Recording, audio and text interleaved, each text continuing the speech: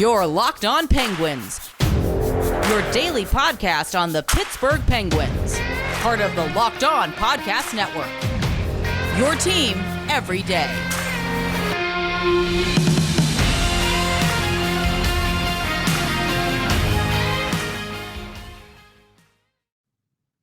Hey everyone, welcome to this episode of the Locked On Penguins podcast. I'm your host, Hunter Hodes. Remember to follow me on Twitter at Hunter Hodes. You can also follow the show's Twitter at LO_Penguins. The holidays are right around the corner, and finding the perfect gift can be tricky. Omaha Steaks makes it easy to send friends and family an unforgettable gift guaranteed to be loved. You can go to omahasteaks.com and enter NHL into the search bar to order the perfect gift package. So I apologize for the video not being up. My laptop is not agreeing with me right now for those that are viewing this through YouTube, but you still get to hear my wonderful, wonderful voice. This will not be a problem moving forward. It's basically what happened is I've been having problems with the battery for this thing. My webcam for my PC will be here very soon. So I'm going to be fully transitioning to doing all the audio and video editing and just recording the podcast, honestly, on the PC as soon as possible. But right now, just for today, we are going to have an audio only episode of the Locked On Penguins podcast. But you know, your Penguins get that 3-2 win over the Buffalo Sabres tonight. That is now 6 in a row, 11-2-1 in their last 14. Before we get into it, I have to confess, I apologize for not realizing that Buffalo was going to be starting Malcolm Subban tonight. That is a ridiculous error that I'm usually pretty good about that kind of stuff. I take pride in knowing a lot around the league, but the fact that I basically forgot that they traded for Malcolm Subban just a couple of weeks ago just goes to show that sometimes I screw up. I apologize. That's not good enough for me, and it's not good enough for the people that listen to this podcast. I thought for sure Tokarski was going tonight. I totally forgot that Subban was on the active roster. I apologize. It's not going to happen. Again, I want to get that out of the way because I don't want my credibility to be shot here or anything like that. But I unfortunately did not get to watch basically any of the game tonight. I was actually watching Spider-Man No Way Home at the movie theater with my lovely girlfriend who is turning 24 on Saturday. Can you believe that? But going through the highlights of the game, looking at the underlying numbers, this looks to be a game, my biggest takeaway right now, that Pittsburgh flat out dominated. The shots were 48-21. If we go to only 5v5 play, Pittsburgh had 64% of the shot attempts for. They had 67.4% of scoring chances for, led in high danger 10-5, expected goals for percentage 2.29 to 1.48 for Buffalo. And then if you go to all situations, Pittsburgh had 67% of the shot attempts. They had 72% of the scoring chances. They had 74% of the high danger chances for, and an expected goals for of 4.47 compared to 1.78 for the Sabres. So this was basically a game, it looks like, and it sounds like from a few people that tweeted me, I asked to see how it was going, that Malcolm Subban tried to steal. And, if I don't expect anything less, especially with what happened last time with Dustin Tokarski. Of course, a goalie like Malcolm Subban, who is basically just a glorified backup in this league, it's not surprising that he's going to be the one to stand on his head against Pittsburgh in a game that, it looks like, again, that they fully dominated. I don't really know what else to say about Evan Rodrigues at this point. I'm running out of positive things to say about him. What a shot that was that I watched on the highlights back. Just a beautiful rip. Subban had no chance on it. And again, he's not just one of the Penguins MVPs this year. He's one of the best players in hockey. And I think people need to start recognizing that he is playing at that level. I mean, he's never been at this level before. Elliot Friedman and Jeff Merrick were talking about it on the 32 Thoughts podcast today that I was listening to while I was working my full-time gig. And, they nailed it. This was a player who was basically an outcast with the Buffalo Sabres just a few short months ago. And not even a few short months ago, a few short years ago. I don't know why I said a few short months ago. And look where he is now. He's making basically league minimum money, and he's producing this kind of season. And it's not just, he's playing with Sidney Crosby. I mean, obviously, Sid is going to elevate players that play with him, but he's legitimately been good no matter who he's played with this year. And, right now, it's kind of like feeling like the Jared McCann treatment on that top power play where I don't know if you can take Rodrigues off that unit when everyone gets healthy with the level that he is playing at right now. I know Evgeny Malkin is expected to come back here soon. Jake Ensel and Brian Rush are probably a little more ways away than Gino, but excuse me. I still think once they all return, you might have to find a place for Rodrigues on that top power play. I mean, everything is just, it seems better when he is on that unit. He's such a shot first player, and the Penguins need more players like that on the top power play, just because, some of the other stars, and, they're stars for a reason, but, some of the other players, they try to get too cute with some passes, but Rodrigues, he's not that kind of player. He's just going to fire it on net, create scoring chances that way, and voila. So I think I might be starting the petition for him to stay on that unit, but what another ridiculous game from him. It looked like, just by watching the highlights and everything, he was having scoring chances all game, and Malcolm Subban was just pretty ridiculous. So kudos to him. That was a really strong performance from Erod. And, the other goal scorer before the overtime winner to Jeff Carter, which I'll get to coming up here in the next segment, Brock McGinn. And, I'm glad that I can actually take a W with this one. I mean, there were so many people over the offseason, whether you saw it on social media, message boards, calling in on sports talk radio, wherever you saw it, that were saying McGinn is going to be a bust. He's not going to replace Brandon Tanev. Well, 4 years is way too much money. That contract is going to look bad. Well, I mean, it looks pretty dang good right now. Mad Chad 412 did basically a comparison on Jay Fresh's stuff from McGinn and Tanev. So the last few years for Brock McGinn, his wins above replacement 83%, even strike defense this year 87%, his PK percentage 87%, penalties 82% for drawing them, finishing ability 82%, and you compare that to Brandon Tanev the last few years. Tanev's wins above replacement was 80%. Its even strength defense was 88.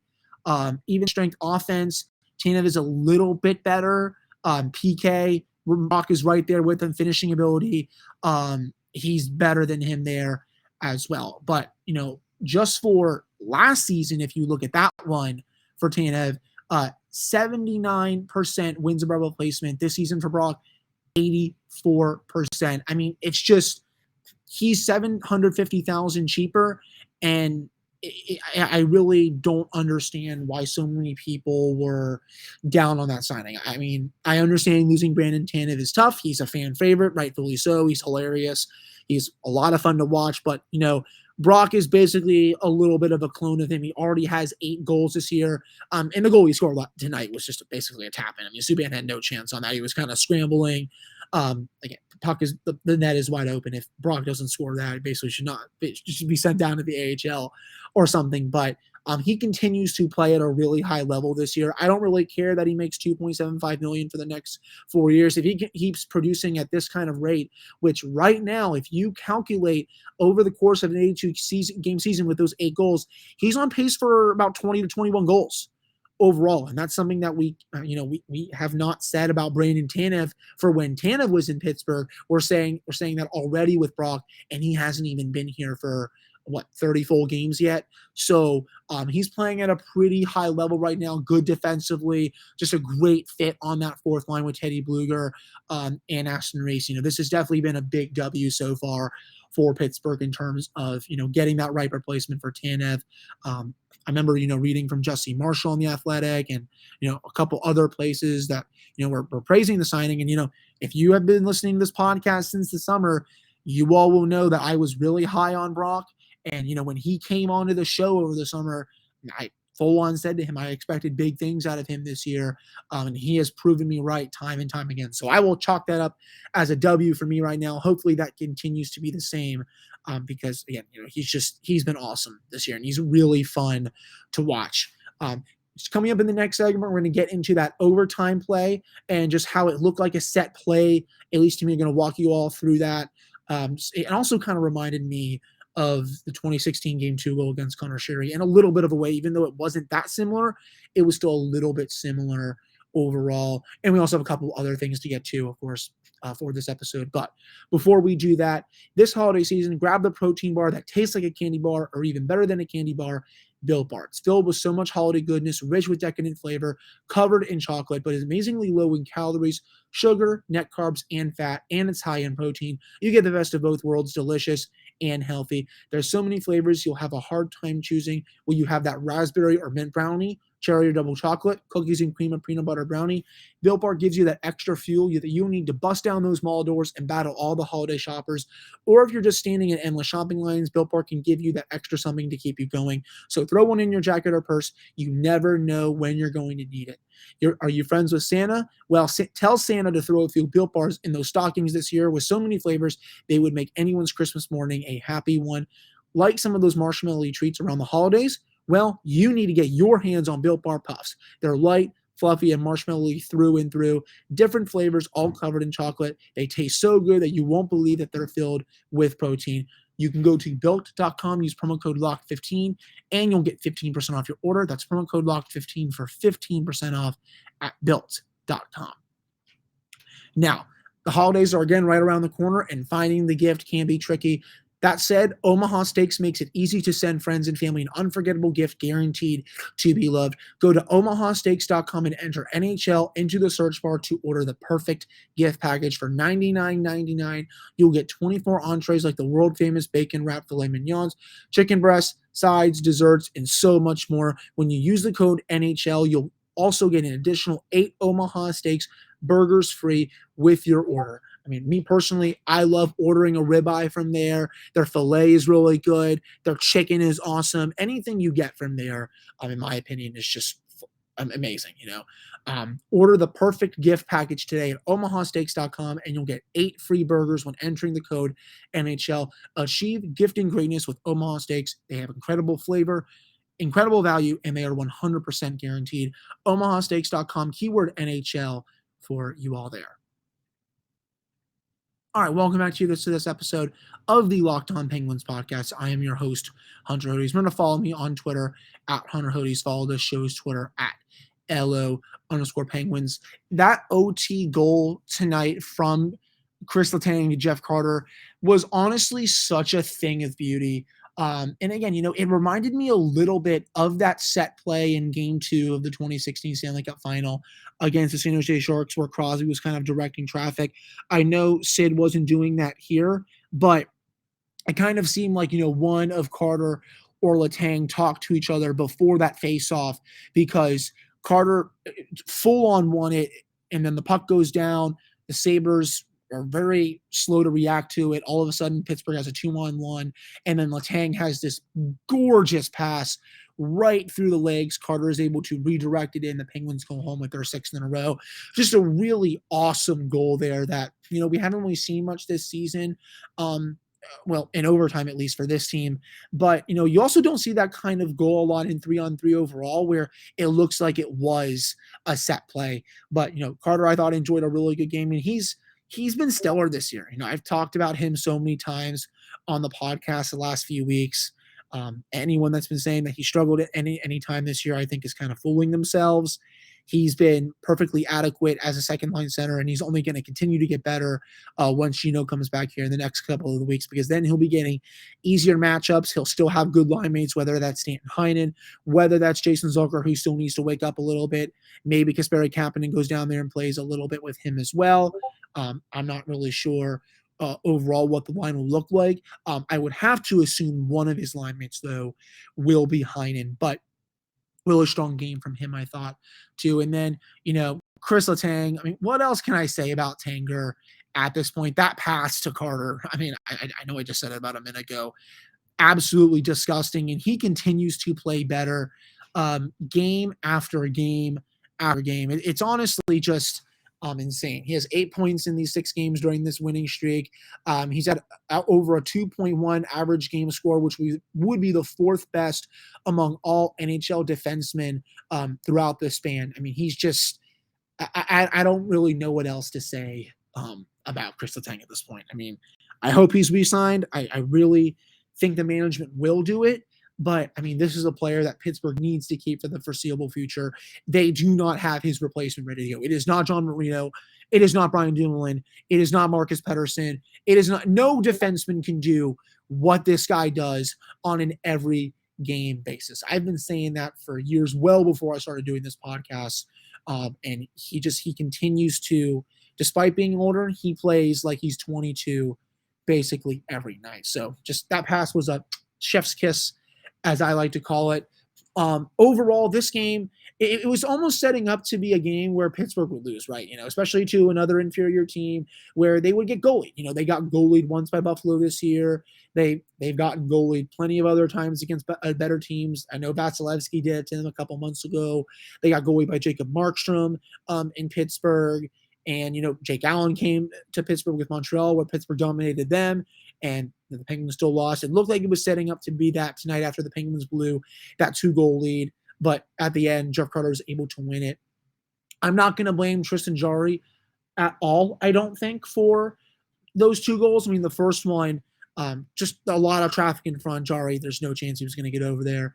And then the second one, what a pass to Dahlin, who buried that one. I don't really think Jarry had much of a chance on that one either. But, overall, he still made it looks like some pretty good saves throughout. Even though Buffalo didn't have a lot of prime scoring chances in this one, excuse me, they were still able to get some decent ones when they did. But Jarry was able to shut the door and do that well. It looks like, special teams getting that power play goal and the penalty kill, continuing to not allow a power play goal. It has been since November 15th now, since the Penguins have allowed a power play goal. A full month has gone by, and this team has not allowed a power play goal. Coming into this game, here's a stat I'll throw out you all. Coming into this game for the Penguins, the opposition on 68 power play opportunities, I know it's different now, the opposition combined 5 for 68. I mean, I don't even, that number is just unbelievable. I mean, I don't know what else to say other than this PK. It is by far the best penalty kill in the league. And if you did not read Jesse Marshall's article on The Athletic today, I definitely suggest that you all do it. It was a beautiful deep dive into the PK and what's making it so successful. He explains it a lot better than I will here in basically the next 30 seconds to a minute. But, again, just from the highlights I watched tonight, they're continuing to stay aggressive, and they're also being really aggressive outside of the defensive zone. Example, that first forechecker when the opposition is starting to rush up the ice, when they have the power play, whoever that first forechecker is, Brian Boyle, Brock McGinn, whoever, they're pressuring them in the offensive zone. And then in the neutral zone, when that first pass is coming, the Penguins are doing an excellent job of breaking that up and sending it down the other way. Excuse me. A lot of times this year, you have seen teams time and time again just try to dump the puck in on the Penguins. But the fact of the matter is they're also getting really good puck support along the boards, even when they are shorthanded, and they are winning those puck battles and still sending it down. It is a complete team effort. Whoever is on the PK out there, Brian Dumoulin, Brock McGinn, Brian Boyle, Zach Aston-Reese, Chris Letang, Teddy Bluger, et cetera. And they are doing this at an elite level right now, and that continued tonight against the Sabres from the highlights that I saw at least. But overall, if you want to read that deep dive breakdown, which I basically gave you a tease of, go to The Athletic if you have a subscription. Read Jesse's work. He also touches on a whole lot more regarding the PK, including Tristan Jarry's play, which, he has he saved 95% of the shots while the team has been shorthanded this year, which compared to last year, 870, which is, that's just not going to cut it. That's for sure. But that'll do it for this second segment of the Locked On Penguins podcast. Coming up in the next one, we're going to do a little preview for the game against the New Jersey Devils on Sunday, as that team is continuing a slide right now. But before we do that, BetOnline has you covered all season. That means more props, odds, and lines than ever before. As football season continues to the march for the playoffs, BetOnline remains your number one spot for all the sports action this season. You can head to the new updated desktop or mobile website to sign up today and receive your 50% off welcome bonus on your first deposit. Just use the promo code LOCKEDON to receive your bonus for basketball, football, NHL boxing, and UFC right to your favorite Vegas casino games. Don't wait to take advantage of all the amazing offers available for the 2021 season. BetOnline is the fastest, easiest way to bet on all your favorite sports. That is BetOnline, where the game starts. All right, we're back here on this episode of the Locked On Penguins podcast. I'm your host, Hunter Hodes. Remember to follow me on Twitter at Hunter Hodes. Follow the show's Twitter at LO_Penguins. So next up for Pittsburgh is a home and home against the New Jersey Devils. Actually, the Devils will be playing Pittsburgh on a back-to-back. They are in Detroit, for Saturday's game against the Red Wings before they come home to take on the Penguins on Sunday. And then they will fly to Pittsburgh on Tuesday to take on the Penguins at the PPG Paints Arena. Overall, though, New Jersey, they have lost 4 of their last 5.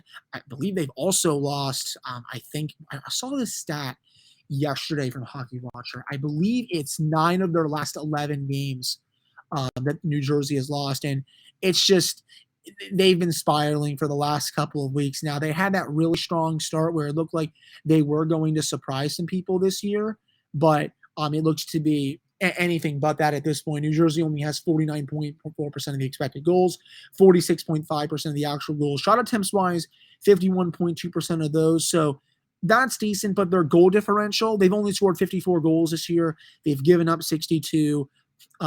Mackenzie Blackwood has been okay, he hasn't been, that number one that I think some Devils fans expected him to be at this year. Their goals for per 60. This is a team that's really struggled to score this year. Only 2.35 goals per 65, 2.7 goals against per 60. They score a little bit. They score basically at the same rate as the Oilers, which I think is more embarrassing for the Oilers because, they have 2 of the best players in the world. But again, it's been a really big struggle for New Jersey. They got blown out by Philadelphia on Tuesday. They got blown out by the Islanders, who have been really bad this year, last Saturday. They lost in Nashville that Friday. They did beat Philly on December 8th. They lost to Ottawa before that. They got put an 8th spot by the Winnipeg Jets on December 3rd. They then lost to Minnesota. They lost to San Jose before that. They've lost to Nashville again. They lost to Minnesota again. This is a team that's just been, again, in decline for the last 2 to 3 weeks. And it's definitely been a bit sad to see because, they came to Pittsburgh earlier this year, and that was a team that was playing pretty good. And they have a lot of really nice pieces that, they're going to contend, I think, at some point here. Jack Hughes, he's awesome. Jesper Bratt is still on the top line. Tomas Tatar is in the top 6. Pavel Zacha's in the top 6. Sharon Govich, he's another young player who I think is going to do a really good job in the future. Kukkonen, Jimmy Vesey, McLeod, of course. Dougie Hamilton's on the top pairing. Severson is still there. Ty Smith, excuse me. You talk about one of the most underrated defensemen in the league. Ty Smith is I think that. He's going to be, I think, a star in this league here, at least in the near future, in my opinion, at least. But their last game overall, that was what the lines looked like. It was Hughes with Bratt and Zacha, Janssen with Mercer and Tatar, Sharon Govich with Kukkonen and Studnich, and then Bastian, McLeod, and VC. So Nico Hischier, he's been in and out of the lineup. PK Subban was not in the lineup for the game on December 16th. Jesper Bjorkqvist was dealing with COVID. Blackwood is, the big thing with them is they've been battling injuries with, I believe, it was Jonathan Bernier. He's still out. So I would assume that Blackwood will be good to go for the game against Pittsburgh. I don't know if he'll be starting against Detroit. It might have to be the backup, who at this point is John Gillies, who I barely even know who that is. I'm dead serious at this point. He was just traded there, though. I want to say that was this week. Yeah, December 15th. Yeah, traded to the Devils in exchange for future consideration. So I actually am pretty surprised that I got that right. In terms of, goals saved above expected this season, I'm going down here to try to find the Devils goalies. Wow, they are really far down here. That just goes to show how bad the Devils goaltending has been this year. John Gillies, 0.2 goals saved above expected with St. Louis. If we go down for Bernier before he got hurt, in 10 games played, minus 1.1 goals saved above expected. Mackenzie Blackwood in 16 games this year, fellas, minus 1.5 goals saved above expected. His overall save percentage this year, 902, 3.14 goals against average. So he has been anything but good this year for New Jersey. Hopefully Pittsburgh should be able to exploit that in both games against New Jersey. That said, this is still going to be, I think, a tougher game than some people anticipate for Pittsburgh, just because the last couple of years the Penguins have struggled against the Devils. Even this year against them, they played well. They got goaled a little bit by Bernier, but there were times in that game where it should not have been that close. And then last year, of course, when the Devils were not good, Pittsburgh was struggling to beat them at home and in New Jersey. The Prudential Center is usually a place where it's kind of like a mini house of horrors for the Penguins. It's not Nassau Veterans Memorial Coliseum level bad, but it's still a place where the Penguins hardly have any luck. And also the Prudential Center is a flat out, it's just, I don't really think it's that good of an arena, and it's in Newark. So you have that to deal with. But overall, that will be the next Penguins game in Newark, and then they will come home to play New Jersey on Tuesday. We will have a full game recap of that game for Monday's episode. Thank you all so much for listening to this episode of Locked On Penguins podcast. I again apologize about the video, but that will return next week in full capacity and moving forward for YouTube. And then for just the audio people, you will continue to hear my wonderful, wonderful voice. So thank you all so much for listening and are going on YouTube to listen to this show. And I will be back with you all on Monday.